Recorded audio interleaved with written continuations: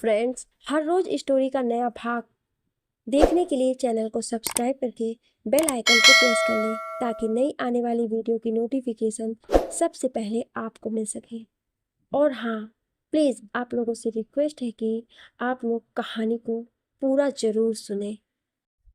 पात्र का परिचय। राज। राज के परिवार में मम्मी पापा और उनकी छोटी बहन पिंकी, एक राज का दोस्त देव। राज एक बहुत ही सीधा साधा शरीफ लड़का है जिसके कुछ खास ज़्यादा दोस्त नहीं है। इसका मतलब ये नहीं कि हंसमुख नहीं है। वो स्वभाव का इतना अच्छा है कि जो भी उससे मिलता है उसी का होकर रह जाता है। सामान्य कद काठी और चेहरे पर एक मुस्कान जो किसी का भी दिल जीत ले, और चेहरे से हर वक्त झलकती एक मासूमियत जो पत्थर दिल में भी अपना रास्ता खुद बना ले। प्रिया। प्रिया एक सामान्य परिवार की लड़की जो गांव में रहती है। प्रिया के परिवार में एक बड़े भैया भाभी, दूसरे नंबर पर प्रिया, फिर एक छोटी बहन शालिनी, फिर भाई आदित्य और फिर एक बहन रजनी। प्रिया एक बहुत ही सुंदर लड़की है। तीखे नैन नक्श, लंबे बाल, सामान्य लंबाई, पढ़ाई में बहुत ही होशियार, मिलनसार, मेहनती और एक प्यारी सी स्माइल हर वक्त चेहरे पर रहती। कुल मिलाकर वो हर बात जो किसी को भी पहली नजर आकर्षित कर ले। सुबह के 7 बज चुके थे। अक्टूबर का महीना था, तो सुबह की हल्की ठंड में नींद लेने का भी अपना एक अलग ही मजा है। रात सोकर उठा और उठते ही उसने अपना मोबाइल चेक किया। वो मोबाइल जो साइलेंट मोड पर था, उसमें उसने देखा कि कई सारे मिस कॉल आए हुए थे। घर वाले भी बार बार दरवाजा खटखटा रहे थे। रात जल्दी से उठा और गेट खोला। गेट खोलते राज के पापा ने राज को गले से लगा लिया। राज ने देखा कि सारे घर वाले बहुत खुश हैं। उनकी खुशी देखकर राज को भी बहुत खुशी हुई, लेकिन जैसे उसने कारण जानना चाहा तो सबने कहा कि पहले मुंह हाथ धो ले, फिर बात करते हैं। राज जल्दी से हाथ मुंह धोकर कमरे में पहुंचता है। माँ ने राज के लिए दूध गर्म किया और बाकी सबके लिए चाय बनाई, क्योंकि राज चाय नहीं पीता था। तभी राज के पास उसके बेस्ट फ्रेंड देव का फोन आता है। देव। हेलो मेरी जान, good morning and many many congratulation. आखिर तुझे तेरी मंजिल मिल ही गई। तू फर्स्ट ग्रेड टीचर बन गया बाबले। आज की तेरी कामयाबी की पार्टी मेरी तरफ से मेरी जान। राज अपने आंसू पोंछते हुए अपनी मम्मी पापा की तरफ देखता है। थैंक्स देव, और जल्दी से तू मेरे घर आ जा, ठीक है? मैं चाहता हूँ कि मेरी इस खुशी में तू भी शामिल हो। देव। ओके, मैं 5 मिनट में आया, बाकी बातें आकर करते हैं। राज को इस बात की बहुत खुशी थी कि उसका चयन हो गया, लेकिन उसे इस बात का दुख भी था कि देव का इस बार चयन नहीं हुआ। लेकिन देव एक बहुत ही सकारात्मक सोच वाला, इंटेलिजेंट और मेहनती लड़का है। उसके भी घर के हालात वही हैं जो इस समय राज के घर के हैं। देव बहुत खुश है कि उसके प्रिय दोस्त का चयन हो गया है, और राज इस बात से खुश है कि वो अब देव की हेल्प कर पाएगा। राज अपने मम्मी के गले लग जाता है और उसकी मम्मी प्यार से उसके बालों में हाथ घुमाते हुए कहती है, बेटा, हमें पता था हमारे घर के हालात तू ही सुधार सकता है। आज तूने खुद को साबित किया है। इतने में राज की बहन पिंकी, भैया, पहली सैलरी से मैं शहर जाकर शॉपिंग करके आऊंगी। राज। हाँ हाँ, अब तो तेरी शॉपिंग की तैयारी करनी ही पड़ेगी। मैं सोचता हूँ कि पहली सैलरी में ही तेरी शॉपिंग करवा दूँ, पर उसके लिए ढूंढना पड़ेगा ना जो तेरे नखरे उठा सके। सारे राज का इशारा समझकर हंसने लगते हैं। जब पिंकी को पता चलता है कि ये मेरी शादी की बात कर रहा है, तो वो राज के बालों को पकड़कर एक हल्का सा मुक्का उसकी पीठ पे मारती है और कहती है, खबरदार, जो मेरी शादी की बात की, मैं तुम लोगों को छोड़कर कहीं नहीं जाने वाली। अचानक फोन की घंटी बजती है। राज कॉल रिसीव करता है तो एक हल्की सी आवाज आती है, congratulation sir. Raj thank you बोलता उससे पहले ही फोन कट जाता है। राज का मन करता है कि दोबारा कॉल करके पूछे, पर दूसरे पल वो अपना इरादा बदल देता है। थोड़ी देर में देव भी आ जाता है। पूरे दिन बधाई देने वालों का तांता लगा रहता है। शाम को देव और राज घूमने के लिए जाते हैं। राज जो इस समय एक निजी विद्यालय में अंग्रेजी विषय का अध्यापन करवा रहा था, देव भी उसी विद्यालय में हिंदी पढ़ाता था। आज शाम को जब राज घर आता है तो अपने पापा के साथ खाना खाकर अपने कमरे में चला जाता है। आज वो पूरे दिन में कुछ ज्यादा ही थक गया था, तो जल्दी से अपने बिस्तर पर पहुंचता है। आज नींद आंखों से कोसों दूर है। राज अपने बीते हुए अतीत को याद करता है, जब वो एक एक पैसे के लिए तरसता है। साथ ही वो आने वाले सुनहरे भविष्य के सपने भी देखता है। सोचते सोचते राज अतीत के ख्यालों में खो जाता है। राज धीरे धीरे अतीत के ख्यालों में खो जाता है। वो याद करता है उन दिनों को जब वो 4 साल का था। उस समय उसके परिवार में दादाजी, पापा, माँ और छोटी बहन पिंकी थी। उसके छोटे चाचा जी, जिनकी शादी उसके पापा के साथ ही हुई थी, मतलब दोनों की एक ही दिन शादी थी, वो 2 साल पहले अलग हो चुके थे, जो कि पीडब्ल्यूडी विभाग में सरकारी कर्मचारी थे। उस समय उनके घर के हालात अच्छे थे। दादाजी गांव के सरपंच थे, जमीन में भी अच्छी फसल होती थी। राज अब 4 साल का हो गया था, तो उसे स्कूल में दाखिला दिलवा दिया गया। वो पढ़ने में जितना होशियार था, स्वभाव से उतना ही नटखट और चंचल था। दादाजी का लाडला था, इसलिए अगर लड़ाई झगड़ा करके घर आ भी जाता तो कोई उसे कुछ नहीं कहता था, और गुस्सा उसमें इतना था कि बात बात में घर वालों से भी उलझ जाता था। छोटी सी बात पर घर के बर्तन फेंक देना, चीजें तोड़ देना, अगर छोटी सी भी इच्छा उसकी पूरी नहीं होती थी तो वो आग बबूला हो जाता था। उसके दादाजी उसको प्यार से समझाते कि राजू बेटा, इतना गुस्सा ठीक नहीं होता है, लेकिन उसके कानों पर जू नहीं रेंगती थी। वो स्कूल जाता तो उसके पड़ोस में से एक लड़की भी उसी स्कूल में पढ़ने जाती थी। राज दूसरी कक्षा में था, तब वो लड़की 7वीं में कक्षा में पढ़ती थी। राज को स्कूल लेकर जाने की और वापस लाने की जिम्मेदारी उसी लड़की की थी, जिसका नाम शांति था। उसके परिवार पर राज के दादाजी के बहुत एहसान थे। उसका परिवार जब इस गांव में रहने आया था, तब राज के दादाजी ने उनकी बहुत मदद की थी। ऐसे में शांति राज को बहुत लाड प्यार से रखती थी। राज को भी उसके साथ रहना खेलना अच्छा लगता था। यहाँ तक कि अगर किसी दिन वो लेट हो जाता तो वो शांति के घर ही रुक जाता था, वहीं खाना खाना और वहीं सो जाना। कुल मिलाकर दोनों परिवारों के बीच संबंध बहुत अच्छे थे। एक दिन दोपहर का समय था और बात उस समय की है जब वो चौथी कक्षा में पढ़ता था। राज और शांति स्कूल से वापस आ रहे थे। रास्ते में शांति राज को कहने लगी कि जल्दी चलो, घर से स्कूल थोड़ा दूर था तो रास्ते में वक्त लग जाता था। शांति उसको हाथ के इशारे से हल्का सा धक्का देकर कह रही थी कि थोड़ा तेज चलो, लेकिन इसी बीच राज को धक्का थोड़ा जोर से लग जाता है और वो गिर जाता है। उसको इतना गुस्सा आता है कि वो वहीं से एक पत्थर उठाता है और शांति के पैरों पर मारने लगता है। शांति को लगता है कि ये पत्थर वो उसके सिर पर मारेगा, इसलिए शांति नीचे बैठकर खुद को बचाने का प्रयास करती है, लेकिन नीचे बैठने के कारण पत्थर सीधा उसके चेहरे पर जाकर लगता है। उसके चेहरे से खून निकलने लगता है। उसके नीचे के होठ पर गहरी चोट लगती है। खून देखकर राज घबरा जाता है और वहां से भाग जाता है। शांति धीरे धीरे खुद को संभालती है और घर आ जाती है, लेकिन जब उसकी माँ देखती है कि उसकी बेटी की चोट लगी हुई है तो उसके बारे में पूछती है, तो वो सब कुछ अपनी माँ को बता देती है। उसकी माँ उसी समय राज के घर जाती है और उसकी मम्मी को शिकायत करती है। उस समय राज के दादाजी घर पर नहीं थे। अब मैं राज को राजू नाम से संबोधित करूंगी, क्योंकि राज का बचपन का नाम राजू ही था और घर पर सारे उसे राजू ही कहते थे। स्कूल में राजू का नाम राजेंद्र था, क्योंकि सभी कागजों में उसका नाम राजेंद्र ही लिखवाया हुआ था। राजू के पापा उसके रोज रोज की शिकायतों से पूरी तरीके से तंग आ चुके थे। उस दिन उसके घर पर जमकर पिटाई हुई। शाम को उसके दादाजी घर आए। राजू के पापा ने बात की कि इस तरह से तो ये लड़का और ज़्यादा बिगड़ जाएगा। अगर यही हालात रहे तो एक दिन या तो ये जेल में होगा या पागल खाने में। हमारे एक ही बच्चा है, इसलिए हम इसे इतना लाड़ प्यार देकर बिगाड़ नहीं सकते। काफ़ी देर सोचने के बाद उसके पापा ने दादाजी को कहा कि क्यों ना राजू को उसके चाचा जी के पास भेज दिया जाए। वहाँ शहर में रहेगा तो इसकी शरारतें थोड़ी कम हो जाएंगी और पढ़ भी लेगा। दादाजी ने इस विषय में अपने छोटे बेटे से बात की। उस समय लैंडलाइन फ़ोन होते थे जो पूरे गांव में सिर्फ उनके घर पर ही था। उन्होंने कहा कि कोई बात नहीं, अभी से भेज दीजिए, मेरे बच्चों के साथ ये भी पढ़ लेगा। दादाजी ने अगले दिन ही शहर जाने वाली बस से 2 बोरी गेहूँ और कुछ पैसों के साथ उसको शहर भेज दिया। राजू को शहर की हवा कुछ खास रास नहीं आई। गांव में जो उसके दोस्त थे, उनके बिना उसका मन नहीं लगता था।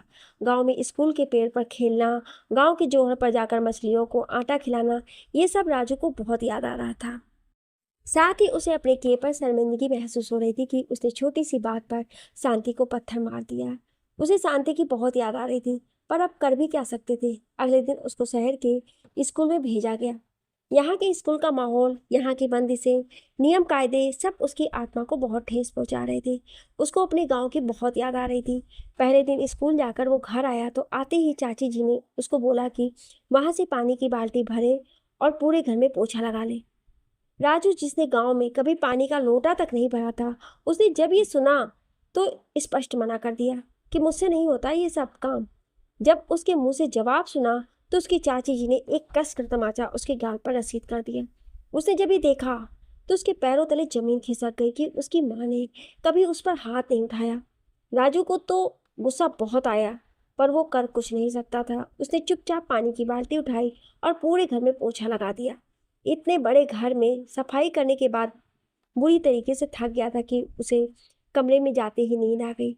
अगले दिन सुबह 5 बजे उसकी चाची ने उसको उठा दिया और घर के काम में हाथ बटाने को बोला। वो जवाब नहीं दे सका क्योंकि उसे कल का तमाचा अभी तक याद था। जल्दी से घर का काम करवाने के बाद वो अपना बस्ता लेकर अपने चाचा जी के दोनों बच्चों के साथ स्कूल चल दिया। उसके चाचा जी के 2 बच्चे थे, बड़ी बेटी निशा और छोटा बेटा निशांत। अब धीरे धीरे यही राजू की दिनचर्या बन गई थी। घर पर वो घर का काम करता, उसके बाद थोड़ा बहुत पढ़ता। राजू पढ़ाई में होशियार तो था ही, कोई भी चीज उसे बहुत जल्दी समझ में आ जाती थी। पर पढ़ना उसे अच्छा नहीं लगता था, लेकिन उसका जीवन अब घर की चारदीवारी में कैद होकर रह गया था, क्योंकि बाहर जाना मना था। चाची जी से डर भी लगता था क्योंकि कभी भी वो आवाज लगा सकती थी किसी भी काम के लिए। अगर वो उस समय घर पर नहीं होता तो बाद में उसे बहुत बुरी तरीके से मार पड़ती। उसके चचेरे बहन भाई थे जिनको उस पर दया आती थी। निशा और निशांत को ये बिल्कुल अच्छा नहीं लगता था कि उनकी मम्मी राजू के साथ ऐसा व्यवहार करे। वो उन दोनों से बड़ा था, इसलिए वो उनका बहुत ख्याल रखता था। स्कूल में कोई उन्हें कुछ भी कह देता, वो उनसे लड़ पड़ता था। राजू के चाचा जी भी बहुत सख्त मिजाज इंसान थे। जब भी वो निशांत के लिए किसी बच्चे से लड़ाई करता, उसकी शिकायत जब घर पर आती है तो उसके चाचा जी भी उसकी पिटाई करते थे। उसने जैसे तैसे 6 महीने निकाले। इस बीच उसकी चाची जी का बुरा बर्ताव बढ़ता ही गया। एक दिन वह रसोई में गर्म दूध कर रहा था। दूध का पतीला गर्म होने की वजह से उसके हाथ से छूट गया और पूरा दूध फर्श पर गिर गया। इस घटना के बाद तो उसकी चाची जी ने जबरदस्त पिटाई की और उसे कहा कि उसे आज शाम का खाना नहीं मिलेगा। अब उसकी सहनशक्ति जवाब दे चुकी थी। वो घर से बाहर गया और वहां से एक ईंट उठा लाया और अपनी चाची के सर में मार दी। खून का फव्वारा निकल चुका था। दोनों बच्चों ने शोर मचा दिया। पड़ोसी भाग कर आए और उसकी चाची जी को डॉक्टर के पास ले गए। शाम को चाचा जी घर आए तो एक बार फिर राजू की पिटाई हुई थी, और इस बार बेल्ट से। वो अपने चाचा जी के सामने हो गया था और उसने धमकी दी थी कि या तो उसे गांव भेज दो, नहीं तो वो सब घर वालों को मार देगा। उसके चाचा जी भी इस बात को समझ चुके थे कि इस लड़के का कुछ नहीं हो सकता है। उन्होंने उसी दिन गांव में अपने भाई को फोन किया और कहा कि आप अपने बच्चे को ले जाओ। अगले दिन उसको घर लाया गया। राजू अपनी मम्मी को देखते उसके गले से लिपट कर रोने लगा और उसने वादा किया कि अब कभी लड़ाई झगड़ा नहीं करेगा, उसकी कोई शिकायत नहीं आएगी, उसे फिर से शहर ना भेजा जाए। उसकी मम्मी ने जब पीठ पर चोट के निशान देखे तो उसने भी मना कर दिया कि मैं अपने बेटे को किसी भी हालत में वापस शहर नहीं भेजूंगी। उसके दादाजी ने उसको प्यार से अपने पास बुलाकर समझाया कि राजू बेटा, इस तरह से लड़ाई झगड़ा नहीं करते। उसने अपने दादाजी से वादा किया कि अब कभी लड़ाई झगड़ा नहीं करेगा।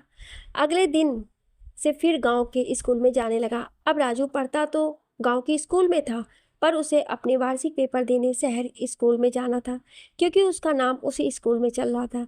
वो इस बात से खुश था कि क्योंकि बेशक उसकी चाची जी उसके साथ बुरा व्यवहार करती थी, परंतु निशा और निशांत को वो बहुत याद कर रहा था। उनके साथ खेलना, पेंटिंग बनाना उसे बहुत याद आ रहा था। एक दिन शाम के 8 बज गए। राजू अभी तक घर नहीं आया था। सबको बहुत चिंता होने लगी। वो घर से तो ये कहकर गया था कि खेलने जा रहा है, पर अभी तक आया क्यों नहीं। सूर्यास्त हो गया था। राजू अभी तक घर नहीं आया था। तभी पड़ोस के गांव से एक आदमी आया और उसके दादाजी को बोला कि आपके पोते ने मेरे बेटे की पैर की उंगलियां तोड़ दी है। राजू के दादाजी ने जब ये सुना तो किसी तरह समझा बुझाकर उनको घर भेजा और उसकी तलाश शुरू की। दादाजी समझ तो गए थे कि वो इसी डर से घर वापस नहीं आ रहा है, कोई उसे कुछ कहे ना। तभी गांव के एक व्यक्ति ने बताया कि गांव का जो बड़ा मंदिर है उसके तहखाने से किसी की रोने की आवाज आ रही। सबने जाकर देखा तो राजू एक कोने में बैठा रो रहा था। उसने जब अपने दादाजी को देखा तो उनके गले लग गया। उसको घर लाया गया। पूरे दिन रोने की वजह से उसकी आंखें लाल हो गई थी। उसको हाथ मुंह धुलवाकर खाना खिलाया और फिर पूछा कि तूने उस लड़के की पैर की उंगलियां क्यों तोड़ी। उसने जो बताया वो सुनकर तो सब हैरान रह गए। उसने बताया कि वो कक्षा में बैठा था, उस लड़के का पैर उसके बैग में लग गया। मैंने उस लड़के को कहा कि माफ़ी मांग ले, उसने मांगी नहीं। मुझे गुस्सा आया और मैंने ईंट उठाकर उसके पैर पर मार दी। राजू को समझाने की सारी कोशिशें बेकार हो चुकी थी। वक्त अपनी फितरत के अनुसार पंख लगाकर उड़ता रहा। राजू की शिकायतों में कोई कमी नहीं आई। कभी किसी के साथ मारपीट करना, कभी किसी को पीट देना, यही सब चलता रहा। उसका जब 12वीं कक्षा का परिणाम आया तो वो उसमें फेल हो गया। घर वाले उसकी हरकतों से वाकिफ थे। वो समझ गए थे कि फेल होने की वजह वो खुद है। परंतु अब घर कैसे जाए, अब घर वालों को जवाब कैसे दूंगा। जब उसने अपने ये समस्या अपने दोस्तों को बताई तो उसके कुछ घटिया किस्म के दोस्तों ने उसे सलाह दी कि आज रात वो हमारे साथ ही रुक जाए। राजू के पास थोड़े बहुत पैसे तो रहते थे। उन्हीं पैसों से रात को शराब लेकर के आए और उसको भी पीने को कहा, और यहाँ से उसे एक नया शौक भी लग गया। अब वो नशा भी करने लगा था। एक दिन जब उसके दादाजी को ये बात पता चली तो उनकी आंखों में आंसू आ गए, क्योंकि उनके परिवार में कोई नशा नहीं करता था। उन्होंने एक बार फिर राजू को अपने पास बुलाकर प्यार से समझाया कि मैं हमेशा तेरे साथ रहने वाला नहीं हूँ। जिंदगी तेरी है और इसे कैसे जीना है ये तू समझ ले। जिंदगी बार बार मौका नहीं देती। मैं तुझे एक अच्छा इंसान बनते हुए देखना चाहता हूँ। मेरा सपना है कि तू कुछ बने। तू इस तरह अपनी जवानी और अपने भविष्य को गलत कामों में बर्बाद मत कर। वो कुछ नहीं बोला और बात को अनसुना करके वहां से चला गया। उसका चिड़चिड़ापन दिन प्रतिदिन बढ़ता ही जा रहा था। वो अपने परिवार से भी बहुत कम बोलता था। जैसे तैसे उसने 12वीं पास कर ली। अब वो बीए प्रथम वर्ष में था। उसने सोच लिया कि मैं अब कॉलेज में अध्यक्ष पद के लिए चुनाव लड़ूंगा। उसके दादाजी कॉलेज के माहौल से, वहाँ के चुनाव के माहौल से पूरी तरह से वाकिफ थे। उनको डर था कि उनका बच्चा इन सब चीज़ों के लिए तैयार नहीं है। दादाजी उसको किसी भी प्रकार की मुसीबत में पड़ते हुए नहीं देख सकते थे। उन्होंने स्पष्ट मना कर दिया कि वह इस चीज़ के पक्ष में नहीं है। इस बात पर वो पूरी तरह से नाराज हो गया और उसने घर छोड़कर कहीं भाग जाने की धमकी भी दे डाली। अब पानी सिर से ऊपर जा चुका था। उसके दादाजी ने कह दिया कि जहाँ जाना है जाओ, जो करना है वो करो। वो इसके इस फैसले में उसका साथ नहीं देंगे। वो घर छोड़कर चला गया और अपने दोस्त के घर पर रहने लगा। उसने अपने दोस्त को कहा कि वो कुछ दिनों में कोई व्यवस्था कर लेगा, तब तक मैं तेरे साथ ही रहूँगा। पर उसी दिन शाम को उसके पास फोन आता है कि तेरे दादाजी की तबीयत खराब है, तू घर आ जा। वो अपने दादाजी से बहुत प्यार करता था, पर वो उनसे इस कदर नाराज था कि उसने घर वापस आने से मना कर दिया। अगले दिन उसके दोस्त ने कहा कि अपने घर चलते हैं, तो उसने कहा कि वो उस घर में कभी नहीं जाएगा जहाँ उसके सपनों को अहमियत नहीं दी जाती। परंतु उसके दोस्त ने कहा कि एक बार चलते हैं, दादाजी की तबीयत ज़्यादा खराब है, उनसे मिलकर अपने वापस आ जाएंगे। और जब वो दोनों घर जाते हैं तो देखते हैं कि उनके घर के सामने भीड़ लगी हुई है। वो लोग भीड़ को हटाते हुए अंदर जाते हैं। बाहर आंगन का दृश्य देखकर उसकी आंखों में आंसू आ जाते हैं। उसे लगता है जैसे उसके पैर बेजान हो गए। उसे एक कदम भी आगे की ओर नहीं चला जा रहा था। वो वहीं गिर जाता है। उसके दादाजी अब इस दुनिया में नहीं रहे थे। पहले दिन शाम को उन्हें हार्ट अटैक आया और वो इस दुनिया से चल बसे। अपने आखिरी समय में वो राजू को याद कर रहे थे, परंतु राजू लाख बार बुलाने के बावजूद नहीं आया। शायद अपनी इस गलती के लिए राजू खुद को कभी माफ नहीं कर पाए, और हकीकत तो ये है कि आज तक अपने आप को माफ कर भी नहीं पाया। 12 दिन तक तो रिश्तेदार व परिवार के सदस्य होने की वजह से सबका मन लगा रहा, लेकिन उनके जाने के बाद घर काटने को दौड़ता था। हर तरफ मायूसी, अकेलापन। सबको ये लग रहा था कि हमारे साथ ये क्या हुआ। दादाजी को इस परिवार की रीढ़ की हड्डी थी। उनके साथ ही सब कुछ बिखर गया। धीरे धीरे घर की माली हालत भी खराब होने लगी। जमीन के अब 2 हिस्से हो चुके थे। एक हिस्सा चाचा जी के पास और एक हिस्सा राजू के पापा के पास। जमीन के उस छोटे से टुकड़े से घर का काम चलाना मुश्किल हो गया था। राजू को धीरे धीरे समझ में आने लग गया था कि अपने घर के हालात कोई सुधार सकता है तो वो मैं ही हूँ। उसने दिल से पढ़ाई स्टार्ट कर दी थी। हर वो काम छोड़ दिया था जिसके लिए उसके दादाजी उसे मना करते थे। 3 साल में उसने अपनी ग्रेजुएशन कंप्लीट कर ली। राजू ने सोच लिया कि मैं बीएड करूँगा। बीएड के एंट्रेंस एग्ज़ाम देने के बाद उसे अपने गांव का ही बीएड कॉलेज आवंटित हो गया। उसके पापा ने भी पैसे साहूकार से उधार लेकर उसका एडमिशन करवा दिया। जब वो पहले दिन कॉलेज जा रहा था तो वो थोड़ा लेट था। भागते हुए जैसे उसने कक्षा में एंट्री की, वो किसी से टकराया। उसकी इतनी जोर से चोट लगी कि उसकी आंखों के आगे आगे अंधेरा छा गया। जब थोड़ा संभला, सामने का दृश्य देखकर उसका मुंह खुला का खुला रह गया। राजू की चोट तो बड़ी जोर से लगी थी, पर जैसे ही उसने आंखें खोली, उसकी आंखें खुली की खुली ही रह गईं। उसने अपनी आंखें मलते हुए देखा कि एक लड़की कान पकड़कर बड़ी मासूमियत से उसे सॉरी बोल रही थी। राजू तो एकटक उसे देखता रहा। उस लड़की ने अपना हाथ आगे बढ़ाया और राजू को खड़ा किया। राजू गांव का लड़का था। उसने इतनी सुंदर लड़कियां सिर्फ फिल्मों में ही देखी थी और पहली बार किसी लड़की के हाथ में उसका हाथ था। अब तो राजू दूसरे लड़कों से हाथ मिलाते समय भी इस बात का विशेष ध्यान रख रहा था कि गलती से भी वो हाथ ना मिला ले जिसको दिव्या ने छुआ था। शायद राजू तो ये भी सोच रहा था कि इस हाथ को अब वो 4-5 दिन तक तो पानी भी नहीं लगाएगा। थोड़ी देर में प्रोफेसर सर क्लास में आए। पहला पीरियड मनोविज्ञान विषय का था। आज पहला दिन था तो सभी को अपना अपना इंट्रोडक्शन देना था। जब इंट्रो हो रहा था तब राजू को पता चला कि उस लड़की का नाम दिव्या है। वो सोचने लगा, इसका नाम ही दिव्या नहीं है, ये तो खुद सचमुच दिव्य है। वो अपना दिल दिव्या पर हार चुका था। इतने में एक लड़के की बारी आई। उससे जब उसका नाम पूछा गया तो उसने अपना नाम बताया, रामू। तो सबने रामू नाम सुना तो बड़ा मजाक बनाया कि क्या ओल्ड फैशन नाम है, और लड़कों ने उसे सजेस्ट किया कि तुम अपना नाम आज से बदलकर राम कर लो। राजू ने जब ये सुना तो उसने पहले ही अपना नाम सबको राज बताया और यहीं से गांव का राजू बन गया कॉलेज का राज। हंसमुख स्वभाव, पढ़ाई में होशियार, अच्छी पेंटिंग भी बना लेता था, गाना भी अच्छा गा लेता था। कोई भी एक्टिविटी हो कॉलेज में राज उसने पार्टिसिपेट जरूर करता था। धीरे धीरे वो क्लास का चहेता बन गया। साथ ही वो मन ही मन दिव्या से प्यार भी करने लगा था।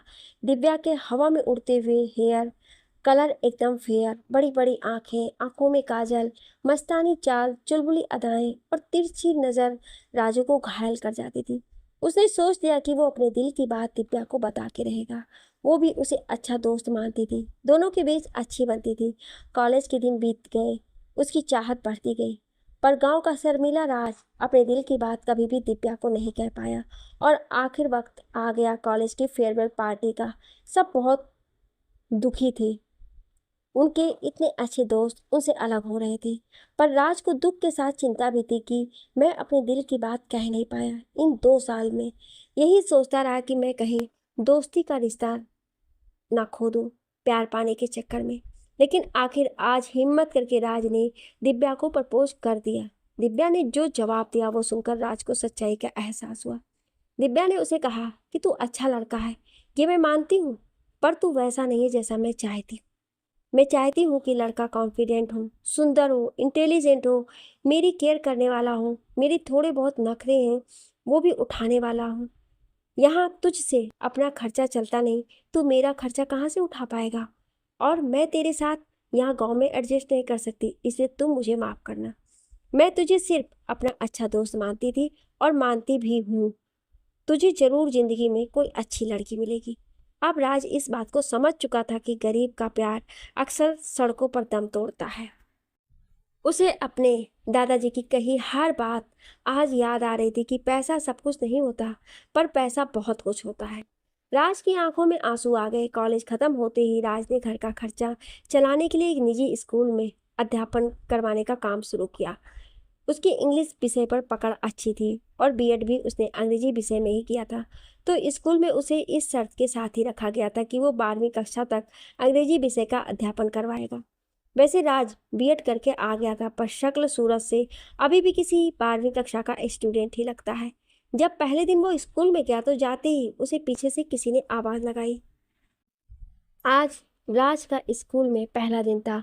उसे अपना रिज्यूम जमा करवाना था, इंटरव्यू देना था और उसके बाद 2 दिन डेमो क्लासेस भी लगाने थे। स्कूल का समय सुबह 7:30 बजे से था। वो सुबह 7:30 बजे स्कूल पहुंचा तो वो अपने कदम ऑफिस की तरफ बढ़ा ही रहा था कि पीछे से उसे किसी ने आवाज़ लगाई। सी, हेलो मिस्टर, स्कूल का पहला दिन है, इसलिए ऑफिस में सभी टीचर्स की मीटिंग चल रही है, इसलिए 5-10 मिनट और लगेंगे। तब तक तुम वहाँ पार्क में लड़कों के साथ खड़े हो जाओ। राज, उसने जब उस लड़की की तरफ देखा तो देखता ही रह गया। इतनी मासूमियत वो तो जैसे उसकी हंसी में कहीं खो गया था। सलीके से बंधे हुए बाल, स्कूल यूनिफॉर्म में भी वो किसी हीरोइन से कम नहीं लग रही थी। सी चुटकी बजाते हुए, ऐसे क्या घूर रहा है, कभी लड़की नहीं देखी क्या? राज जैसे सपने से बाहर आया। मैं बोला, ऐसी बात नहीं है, आपके गले में जो लॉकेट है उसका धागा ढीला हो रहा है, आप उसे सही से बांध लीजिए वरना वो गिर जाएगा। सी उसने जब देखा तो धागा सच में ढीला हो रहा था। वो बोली, ये लॉकेट मेरी दादी जी ने दिया था, जो अब इस दुनिया में नहीं है। ये मेरे लिए बहुत लकी है। Thank you so much Raj, welcome. See तुम यहाँ मेरे पास मत खड़े रहो, वो लड़के खड़े हैं, वहाँ चले जाओ। तुम्हें इतना तो नॉलेज होगा कि इस तरह लड़की के पास खड़े रहना अच्छी बात नहीं होती। बातें बनते और फैलते टाइम नहीं लगता है। राज वो जानता था कि स्कूल में अध्यापक है और वो पहले दिन ही ऐसे लड़कों के पास खड़े नहीं रह सकता था, क्योंकि वो समझ गया था कि जिस तरह इस लड़की को गलतफहमी है कि मैं एडमिशन लेने आया हूँ, उसी तरह बाकी लड़कों को भी हो सकती है कि ऐसे में उसने वहीं खड़े रहना उचित समझा। वो बोला कि मैं नहीं जा सकता हूँ लड़कों के पास, मैं लड़कों के पास खड़ा नहीं रह सकता, मुझे यहीं खड़े रहना है, तुम यहाँ से जा सकते हो। सी बड़ा बदतमीज इंसान है यार, मैंने इतने प्यार से बात की और तू मुझे कह रहा है कि यहाँ से चले जाओ। वैसे तुम्हारी गलती नहीं है, लड़के होते ही ऐसे हैं, इडियट। राज मुस्कुराते हुए, वैसे मेरा नाम इडियट नहीं राज है। सी घर वालों ने नाम तो अच्छा रख दिया, काश तुम्हें संस्कार भी अच्छे दे देते। ऐसा बोलकर वो वहाँ से चली जाती है। थोड़ी देर में मीटिंग खत्म होती है, बाकी स्टाफ बच्चों को प्रार्थना करवाने लग जाता है और इधर राज का इंटरव्यू शुरू हो जाता है प्रिंसिपल के रूम। प्रिंसिपल ने जब राज के ग्रेजुएशन में मार्क्स, उसका कॉन्फिडेंस, सिंप्लिसिटी से प्रभावित होकर कहा कि मिस्टर राज, मैं तुम्हारे रिज्यूम और तुम्हारे इंटरव्यू से खुश हूँ। तुम अपने विषय का नॉलेज रखते हो, ये अच्छी बात है, लेकिन क्या तुम वही नॉलेज, वही ज्ञान बच्चों को दे पाने में कामयाब होते हो या नहीं? इसलिए तुम्हें 2 दिन डेमो क्लासेस लगाने होंगे। उसके बाद अगर बच्चे आपसे पढ़ने के इच्छुक हुए तो हम आपको जरूर मौका देंगे। हमारे विद्यालय का ये नियम है कि हम किसी भी अध्यापक को रखने से पहले बच्चों से जरूर पूछते हैं। राज, थैंक यू सर। प्रिंसिपल, तो मिस्टर राज, आप एक काम कीजिए, पहला पीरियड आप 12th क्लास में ले लीजिए और दूसरा 11th क्लास में, बाकी के पीरियड आपको आज बता दिए जाएंगे। अब तक प्रार्थना खत्म हो चुकी थी और कक्षाएं लग चुकी थी। राज ने अपना पहला पीरियड 12वीं क्लास में लिया और दूसरा 11वीं क्लास में लेने पहुंचा तो आगे देखता है कि वही लड़की उस क्लास में बैठी है। राज ने जब उसकी तरफ देखा तो उसे हंसी आ गई। राज, गुड मॉर्निंग क्लास, मेरा नाम राज, मैं आपको आज से अंग्रेजी पढ़ाऊंगा। मैं आपको एक बात क्लियर कर देना चाहता हूँ कि मेरे पास तुम लोगों को सिखाने के लिए कुछ नहीं है, पर तुम लोगों के पास बहुत कुछ है मुझसे सीखने के लिए। मैं आप लोगों से कुछ नहीं मांगता, मैं सिर्फ आपको इतना कहता हूँ कि अगर आप ईमानदारी से अध्ययन करेंगे तो मेरा वादा रहा, इंग्लिश जैसा कठिन विषय भी आपको बहुत सरल लगेगा। मैं 2 दिन तक डेमो क्लास पर हूँ। हाँ, मेरे से पढ़िए और बेझिझक बिना किसी डर के मुझे बोल देना कि सर समझ में नहीं आया, क्योंकि ज़िंदगी तुम्हारी है और मेरे लिए तुम समझौता मत करना, क्योंकि अगर मैं अच्छा नहीं पढ़ाता तो बिल्कुल तुम्हारे लिए स्कूल मैनेजमेंट किसी अच्छे अध्यापक की व्यवस्था करेगा। राज ने पढ़ाना शुरू किया। पीरियड खत्म होने के बाद प्रिंसिपल सर कक्षा में आए और राज ऑफिस में चला गया। थोड़ी देर बाद प्रिंसिपल सर भी ऑफिस में आ गए। आते ही उन्होंने राज से हाथ मिलाया और कहा कि बच्चों का इतना अच्छा रिस्पॉन्स मैंने आज तक नहीं देखा, तुम कल से रेगुलर ज्वाइन कर सकते हो। इसके लिए तुम्हें 1 साल का एग्रीमेंट साइन करना होगा और महीने के हम आपको 15,000 बतौर सैलरी देंगे। राज खुश हो गया और उसने 1 साल का एग्रीमेंट साइन कर दिया। अब अगले दिन से उन्हें रेगुलर स्कूल आना था। आज जब वो स्कूल पहुंचा तो सबसे पहले वही हुआ जो अक्सर होता था, सभी बच्चों का इंट्रोडक्शन। राज, मेरा नाम तो आप सभी जानते हैं। आज वैसे तो अपना दूसरा दिन है, लेकिन अभी तक हम एक दूसरे को जानते नहीं हैं। अच्छा पढ़ाने के लिए अच्छे संबंध होना जरूरी है। सबसे पहले आप अपना नाम बता दीजिए और कौन सी कक्षा में पढ़ते हैं ये बता दीजिए, और बड़े होकर आप क्या बनना चाहते हो ये बता दीजिए। सभी बच्चे बारी बारी से अपना नाम बताते हैं। सी खड़े होकर नीचे सिर कर लेती है और शर्म के मारे अपने दोनों हाथ अपने आंखों पर रख लेती है। आज सुबह वाले घटनाक्रम से वो शर्मिंदा थी। सोच रही थी जाने अनजाने में उसने अपने ही टीचर को क्या क्या बोल दिया। राज, कीर्ति, तुम्हारे फ्रेंड को बोलो कि मैं कुछ पूछ रहा हूँ और ये आज नहीं बोल रही है या कभी किसी के सामने नहीं बोलती। इतना तो मुझे पता है कि ये बोलती तो जरूर है। इतना बोलकर राज मुस्कुराने लगा। वो लड़की एक झलक उठाकर राज की तरफ देखती है और वापस मुंह नीचे कर लेती है। कीर्ति, नहीं सर, ऐसा नहीं है। ये बोलती जरूर कम है, पर बोलती तो सबके साथ है। आज पता नहीं क्या हो गया है। राज, तुम ही बता दो, इस 8वें अजूबे का नाम क्या है, या आज से हमें इस मिस साइलेंट ही बुलाना पड़ेगा। राज इसे इतने मजाकिया तरीके में कहता है कि सब हंसने लगते हैं। कीर्ति, सर, इसका नाम प्रिया है। स्कूल की सबसे इंटेलिजेंट लड़की है और इसे best student of the school का कार्ड भी मिला हुआ है। राज जब ये सुनता है तो खुश हो जाता है। लंच टाइम में प्रिया और कीर्ति राज के पास आते हैं और वो बोलती है। जब लंच टाइम हुआ तो राज ऑफिस के सामने खड़ा था। आज वो बहुत खुश था। आखिर आज उसकी जॉब लग गई थी। प्राइवेट ही सही, कम से कम 15,000 महीने की सैलरी तो मिलेगी। वो सोच रहा था कि अब साथ साथ में प्रतियोगी परीक्षाओं की तैयारी करूंगा। आज राज को अपने सपने पूरे होते हुए दिखाई दे रहे थे। इतने में कीर्ति और प्रिया वहां आई। कीर्ति, एक्सक्यूज मी सर, प्रिया आपको सॉरी कहना चाहती है। राज, पर क्यों? ऐसा क्या कर दिया प्रिया ने? कीर्ति, सर, सुबह जाने अनजाने में इसने आपको बहुत कुछ बोल दिया। राज, प्रिया मानती है कि उसे ये सब नहीं करना चाहिए था। कीर्ति, हाँ सर। राज, ओके, एक शर्त पर। मैं इसे माफ कर देता हूँ अगर ये आज से कॉन्फिडेंस के साथ बोले। कीर्ति, हाँ सर, ठीक है। राज, मेरी बात का जवाब तुमने दिया है, जबकि मैं चाहता हूँ कि यही बात प्रिया कॉन्फिडेंस के साथ बोले। प्रिया शर्माते हुए अपना मुंह दूसरी तरफ घुमा लेती है, बड़ी मुश्किल से सॉरी कहती है और भाग जाती है। राज मुस्कुराने लगता है। अब तो ये रोज की बात हो गई थी कि प्रिया राज से इतना शर्माती है कि उसके सामने आते आते ही गर्दन नीचे कर लेती है। सभी को बहुत हैरानी होती है कि प्रिया कम बोलती है, पर बिल्कुल भी ना बोले ये नहीं हो सकता। धीरे धीरे स्कूल में तरह तरह की बातें होने लगती हैं। कोई कहता है प्रिया सर से प्यार करती है, कोई कहता है राज सर प्रिया से प्यार करते हैं।